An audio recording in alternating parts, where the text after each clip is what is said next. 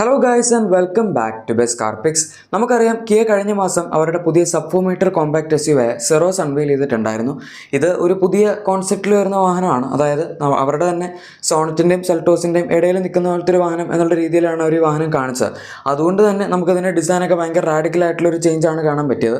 എല്ലാവർക്കും ചിലപ്പോൾ പെട്ടെന്ന് കാണുമ്പോൾ അങ്ങോട്ട് ഇഷ്ടപ്പെടണമെന്നില്ല. ഒരു കൈൻഡ് ഓഫ് പോളറൈസിങ് ഡിസൈനാണ് അവരിതിൽ കൊടുത്തിരിക്കുന്നത്. പക്ഷേ ഏറ്റവും വലിയ ഹൈലൈറ്റ് ഈ വാഹനത്തിൻ്റെ ഫീച്ചേഴ്സും അതുപോലെ ഇതിനകത്ത് കിട്ടുന്ന സംഭവങ്ങളൊക്കെ ആണ്.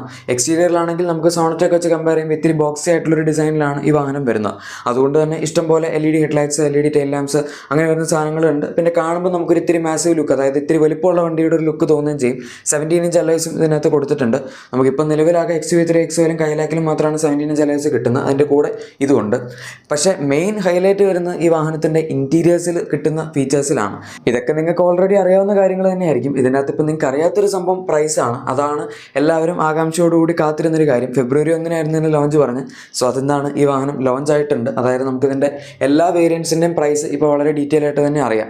ഇതിൻ്റെ ആദ്യത്തെ ഒരു കോൺസെപ്റ്റൊക്കെ, അതായത് വണ്ടി കണ്ടപ്പോഴും ഇൻറ്റീരിയർ ഫീച്ചേഴ്സൊക്കെ കണ്ടപ്പോഴും നമ്മളെല്ലാവരും വിചാരിച്ച് അത്യാവശ്യം നല്ല എക്സ്പെൻസീവ് ആയിരിക്കും എന്നാണ്. പ്രത്യേകിച്ച് സോണറ്റിൻ്റെ മുകളിലുള്ള ഒരു വണ്ടി, അതും സബ് 4 മീറ്റർ ആയിട്ടെന്ന് പറയുമ്പോൾ ഒരുപാട് വില കൂട്ടിയിറക്കിയ ആൾക്കാർ വാങ്ങുമോ എന്നുള്ളൊരു കോൺസെപ്റ്റൊക്കെ ഉണ്ടായിരുന്നു. അതായത് അങ്ങനത്തെ ഒരു ചിന്ത ആൾക്കാരുടെ മനസ്സിൽ വരുമായിരിക്കും. പക്ഷെ എന്തായാലും ഈ വാഹനത്തിൻ്റെ കേസിൽ അവരങ്ങനെ അങ്ങോട്ട് ഒരുപാട് വില കൂട്ടിയിട്ടില്ല. അറ്റ്ലീസ്റ്റ് ബേസ് മോഡൽസിലെങ്കിലും നമുക്ക് അത്യാവശ്യം നല്ല അഫോർഡബിൾ ആയിട്ടുള്ളൊരു പ്രൈസിംഗ് ആണ് വരുന്നത്. സോണറ്റിൻ്റെ പ്രൈസിംഗ് സ്റ്റാർട്ട് ചെയ്യുന്നത് ഏകദേശം 8 ലക്ഷം രൂപയിലാണ്. അതും എക്സ്ഷോറൂമാണ്. വേറൊരു കാര്യം എന്താണെന്ന് വെച്ചാൽ സോണറ്റിൻ്റെ ബേസിക് വേരിയൻറ്റ് നമുക്ക് കിട്ടുന്നത് 1.2 ലിറ്റർ നാച്ചുറലി ആസ്പിറേറ്റഡ് പെട്രോൾ എഞ്ചിനാണ്. അതും കൂടെ നിങ്ങൾ ആലോചിക്കണം. ഇതിൻ്റെ അകത്ത് ബേസിക് വേരിയൻറ്റ് മുതൽ തന്നെ നമുക്ക് 1 ലിറ്റർ TGDI പെട്രോൾ എഞ്ചിനാണ് കിട്ടുന്നത്. അതായത് ഗ്യാസോലിൻ ഡയറക്ട് ഇഞ്ചക്ഷൻ പുതിയ ടെക്നോളജിയിൽ വരുന്ന എഞ്ചിനാണ്. അതുപോലെ 1 ലിറ്റർ ടർബോ ആയതുകൊണ്ട് തന്നെ 120 PS പവറും 172 ന്യൂട്ടൺ മീറ്റേഴ്സിൻ്റെ ടോർക്കും പിന്നെ 6 സ്പീഡ് മാനുവൽ ട്രാൻസ്മിഷനൊക്കെയാണ് കിട്ടുന്നത്. സോ അതൊക്കെ നമുക്ക് ഈ ഒരു പ്രൈസ് പോയിന്റിൽ ഈ ഒരു വേരിയന്റിൽ കിട്ടുക എന്ന് പറഞ്ഞാൽ കുറച്ച് ബുദ്ധിമുട്ടാണ്.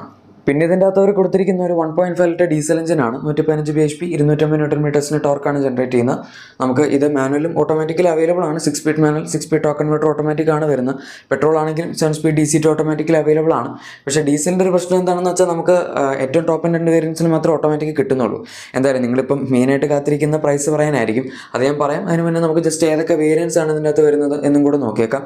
6 വേരിയൻസ് ആണ് ഇതിൻ്റെ അകത്ത് നമുക്ക് ബേസിക്കായിട്ട് കിട്ടുന്നത്. HTK ആണ് ബേസ് വേരിയൻറ്റ്. സാധാരണ HTEയിലാണ് കിയ തുടങ്ങാറുള്ളത്. പക്ഷേ ഈ വണ്ടിയുടെ ബേസ് മോഡൽ അത്യാവശ്യം ഫീച്ചേഴ്സ് ഉള്ളതുകൊണ്ട് HTK എന്ന് പറഞ്ഞ വേരിയൻ്റാണ് സ്റ്റാർട്ട് ചെയ്തിരിക്കുന്നത്. അതിന് മുകളിൽ നമുക്ക് HTK ഓപ്ഷണൽ എന്ന് പറഞ്ഞ വേരിയൻറ്റ് കിട്ടുന്നുണ്ട്. പിന്നെ HTK പ്ലസ് വരുന്നുണ്ട്, അതാണ് മിഡിൽ വേരിയൻറ്റ്. പിന്നെ HTX ഉണ്ട്, HTX പ്ലസ് ഉണ്ട്. അതുപോലെ HTX പ്ലസിൻ്റെ തന്നെ ഒരു അഡ്വാൻസ്ഡ് എയർ റെസിസ്റ്റൻസ് സിസ്റ്റം ഉള്ള ADAS എന്ന് പറഞ്ഞ വേരിയൻറ്റും ഉണ്ട്. സോ ഇത്രയും കാര്യങ്ങളൊക്കെയാണ് പ്രൈസ് പറയുന്നതിന് മുൻപേ ആയിട്ട് നമ്മൾ അറിയാൻ ഉണ്ടായിരുന്ന സാധനങ്ങൾ, അതായത് എഞ്ചിൻ ഓപ്ഷൻസ്, വേരിയൻസ് ഒക്കെ. ഇനിയിപ്പോൾ നമുക്ക് ഡയറക്റ്റ് പ്രൈസിലേക്ക് പോകാം. സോ ഈ വാഹനത്തിൻ്റെ പെട്രോൾ മാനുവൽ ബേസ് മോഡലിൻ്റെ HTK വേരിയൻ്റ് പ്രൈസ് സ്റ്റാർട്ട് ചെയ്യുന്നത് 9 lakhs ആണ്. കറക്റ്റ് 9 lakhs ആണ്, ഓർ 8.99 lakhs എന്ന് വേണമെങ്കിൽ പറയാം. അതും ശരിയാണ്. സോ ആ ഒരു പ്രൈസ് പോയിന്റിൽ നമ്മൾ നോക്കുകയാണെങ്കിൽ സോണറ്റ് വെച്ച് കമ്പയർ ചെയ്യുമ്പോൾ ജസ്റ്റ് 1 ലക്ഷം മാത്രമേ ഇതിന് അഡീഷണൽ പ്രൈസ് വരുന്നുള്ളൂ. അതും എക്സ്ഷോറൂം ഓൺ റോഡ് 1.25 മാക്സിമം ആണ്. ആ പ്രൈസ് ഡിഫറൻസിൽ നമുക്ക് അതിൻ്റെ അകത്ത് കിട്ടുന്നത്, സെറോസിൽ കിട്ടുന്ന കുറച്ചും കൂടെ ബെറ്റർ ഫീച്ചേഴ്സ്, അതുപോലെ തന്നെ പുതിയൊരു ഡിസൈൻ, പിന്നെ കൂടുതൽ സ്പേസ്, അതുപോലെ 1 ലിറ്റർ ടർബോ പെട്രോൾ തുടങ്ങിയ ഓപ്ഷൻസ് ഒക്കെയാണ്. ഇൻട്രൊഡക്ടറി പ്രൈസിംഗ് ആണ്. കുറച്ച് കാലം കഴിയുമ്പോൾ ഒരു വില എന്തായാലും കൂട്ടും, അതിൽ സംശയമൊന്നുമില്ല. പക്ഷേ ഇപ്പോഴത്തെ സ്റ്റാൻഡേർഡ് അനുസരിച്ച് നോക്കാനാണെങ്കിൽ വളരെ ഇംപ്രസീവ് ആയിട്ടുള്ള ഒരു ബേസ് മോഡൽ പ്രൈസിലാണ് ഒരു വണ്ടി കൊണ്ടുവന്നിരിക്കുന്നത് എന്ന് പറയാം. അതിൻ്റെ മുകളിലേക്ക് നോക്കാനാണെങ്കിലും HTK ഓപ്ഷണൽ 10 lakhsലാണ് നമുക്ക് കിട്ടുന്നത്. HTK ഓപ്ഷണൽ വേരിയൻറ്റ് തമ്മിൽ 1 ലക്ഷം രൂപയുടെ പ്രൈസ് ഡിഫറൻസേ ഉള്ളൂ. അവിടം വരെ കാര്യങ്ങളൊക്കെ ആയിരുന്നു. പക്ഷേ HTK പ്ലസിലേക്ക് വരുമ്പോഴേക്കും 11.5 lakhs ആണ് അതിൻ്റെ എക്സ്ഷോറൂം പ്രൈസ്. 1.5 lakhsൻ്റെ വ്യത്യാസമുണ്ട്. ഇനി നിങ്ങൾക്ക് അതും പോരെങ്കിൽ HTXലേക്ക് വരുമ്പോൾ 2 ലക്ഷം രൂപയുടെ പ്രൈസ് ഡിഫറൻസ് 13.5 lakhs ആയിട്ടുണ്ട്. സോ അവർ ബേസിക് വേരിയൻ്റെ പ്രൈസ് അത്യാവശ്യം താഴെ വെച്ചിട്ട് മുകളിലേക്ക് വരുമ്പോഴേക്കും അത്യാവശ്യം പ്രൈസ് ഇങ്ങനെ കൂട്ടി നല്ലൊരു പ്രൈസ് ക്യാപ്പ് വരുത്തിക്കൊണ്ടാണ് പോകുന്നത്. സെയിം നമ്മുടെ കൈലാക്കിൽ സ്കോഡ് അപ്ലൈ ചെയ്ത അതേ ലോജിക്ക് തന്നെയാണ്. ഒരു ബേസ് മോഡലിൻ്റെ പ്രൈസ് കുറച്ച് വെച്ചു, ടോപ്പിലേക്ക് വരുമ്പോഴേക്കും 1.5 ലക്ഷം 2 ലക്ഷം രൂപയുടെയൊക്കെ പ്രൈസ് ഡിഫറൻസ് ഓരോ വേരിയൻ്റ് വൈസ് വെച്ചിട്ട് അത്യാവശ്യം നല്ല വിലയിൽ ടോപ്പ് എൻഡും വിൽക്കുന്നുണ്ട്. ഇതിൻ്റെ നമുക്ക് ആകെപ്പാട് പെട്രോൾ മാനുവലി 4 വേരിയൻസ് മാത്രമേ കിട്ടുന്നുള്ളൂ. ടോപ്പ് എൻഡ് HTX പ്ലസും HTX പ്ലസ് ADASും നമുക്ക് ഓട്ടോമാറ്റിക്കൽ മാത്രം കിട്ടുന്ന വേരിയൻസ് ആണ്.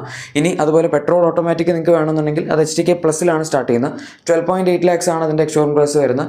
വലിയൊരു പ്രൈസ് ഡിഫറൻസ് ഉണ്ടെന്ന് പറയാൻ പറ്റില്ല.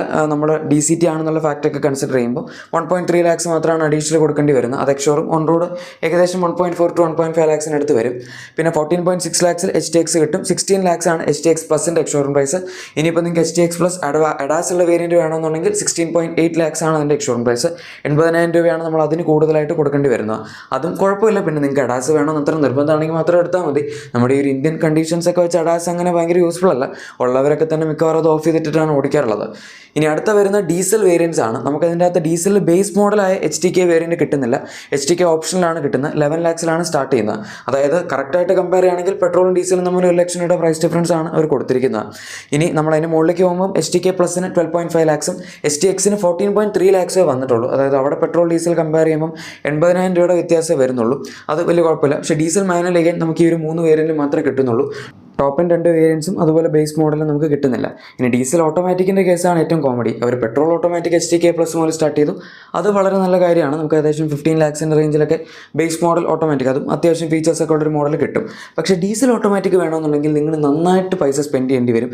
17 lakhs ആണ് HT Express എന്ന് പറഞ്ഞ് ഇതിൻ്റെ സെക്കൻഡ് ടോപ്പ് മോഡലിൻ്റെ എക്സ്ഷോറൂം പ്രൈസ് ഡീസൽ ഓട്ടോമാറ്റിക്കിന് വന്നിരിക്കുന്നത്. HT Express അഡാസും ഉണ്ട് 17.8 lakhs. അത് പിന്നെ അധികം ആൾക്കാർ എടുക്കില്ലായിരിക്കും. പക്ഷേ HT Expressൻ്റെ ഡീസൽ ഓട്ടോമാറ്റിക് 17 lakhs എന്ന് പറഞ്ഞാൽ ഓൺ റോഡ് ഏകദേശം 19 to 20 lakhs റേഞ്ചിലേക്കൊക്കെ പോകും. അത്രയും വില കൊടുത്ത് ഒരു സിറോസ് ആരെങ്കിലും എടുക്കുമോ എന്നുള്ളത് മറ്റൊരു ചോദ്യമാണ്. ഇനിയിപ്പോൾ HT Express നമ്മൾ ഇതിൻ്റെ പെട്രോൾ ഓട്ടോമാറ്റിക് എടുക്കുകയാണെങ്കിലും അതിന് അത്യാവശ്യം വിലയുണ്ട്. പക്ഷേ അതിലെ ഒരു കാര്യം എന്താണെന്ന് വെച്ചാൽ നിങ്ങൾക്ക് അത്രയും സ്പെൻഡ് ചെയ്യണമെന്നുണ്ടെങ്കിൽ കുറച്ചുകൂടി താഴത്തെ വേരിയൻസ് എടുക്കാനുള്ളൊരു ഓപ്ഷൻ ഉണ്ട്. ഡീസൽ ഓട്ടോമാറ്റിക്കിൻ്റെ കേസ് പക്ഷേ അങ്ങനല്ല. ചിലപ്പം ഡീസലിൻ്റെ ഓവറോൾ സെയിൽ കുറവായിരിക്കുമോ എന്നൊക്കെ വിചാരിച്ചിട്ടായിരിക്കാം അവരിങ്ങനൊരു നീക്കത്തിലേക്ക് പോയത്. എനിക്ക് അതത്ര ഇമ്പ്രസീവായിട്ട് തോന്നിയില്ല. കൈൻഡ് ഓഫ് ടോപ്പ് എൻഡിൽ മാത്രമേ ഇപ്പോൾ ഉള്ളൂ. അഡാസ് പിന്നെ അധികം ആൾക്കാർ എടുക്കാൻ ചാൻസ് ഇല്ല. HT Xലെങ്കിലും ഡീസൽ ഓട്ടോമാറ്റിക് കൊടുത്തിരുന്നെങ്കിൽ വലിയ കുഴപ്പമില്ലായിരുന്നു. അതും നമുക്ക് ഏകദേശം 1.5 lakhsനടുത്ത് ചീപ്പായിട്ട് കിട്ടിയേനെ.